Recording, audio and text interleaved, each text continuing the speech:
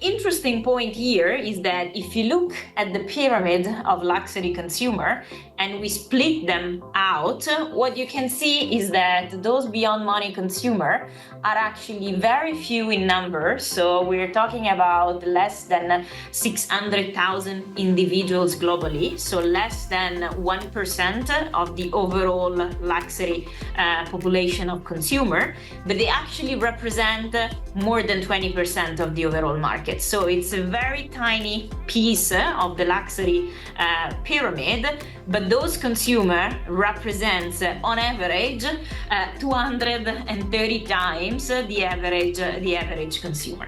As you can see here, you have a full spectrum of all the luxury areas where those consumers shop and buy or enjoy experiences.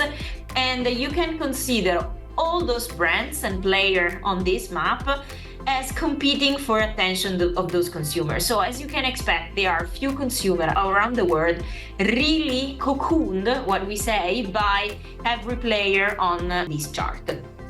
All these VAC consumers are really looking for hyper-local personalization, but what they actually encounter when they travel or when they shop abroad is lack of global recognition, meaning that for luxury brand it's very complicated to serve the same very important customer in the same way as in his local store with the client advisor that is the key reference point for them, but very different when they travel and they maybe buy abroad while traveling.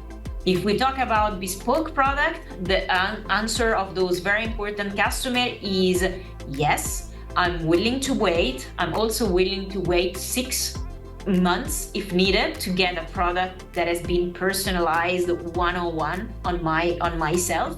But the key point here, mentioned by many of those consumers, is that there is a lost opportunity by brands to really engage with those consumers in the waiting time. Meaning from the moment in which you sign the contract and you agree to buy a special product for you till the time you get, a lot of brands tend not to engage with the customer. And the customer instead is really willing to engage with the brand, is in one of the most important moments in which he is open to talk and to have a conversation with the brand. Why? Because he committed to a product that he cannot or she cannot yet have in his mind.